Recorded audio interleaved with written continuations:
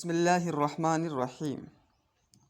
حضرت جنید بغدادی رحمۃ اللہ علیہ کے پاس ایک عورت آئی اور پوچھا کہ حضرت آپ سے ایک فتویٰ چاہیے کہ اگر کسی مرد کی ایک بیوی ہو تو کیا اس کی موجودگی میں دوسرا نکاح جائز ہے؟ حضرت جنید بغدادی رحمۃ اللہ علیہ نے فرمایا، بیٹی، اسلام نے مرد کو 4 نکاح کی اجازت دی ہے، بشرطے چاروں کے بیچ انصاف کر سکے۔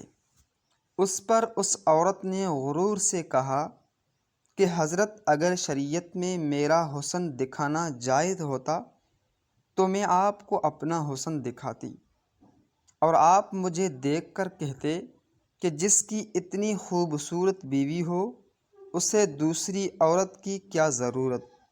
اس پر حضرت نے چیخ ماری اور بے ہوش ہو گئے۔ وہ عورت چلی گئی۔ جب حضرت ہوش میں آئے تو مریدین نے وجد کی وجہ پوچھی۔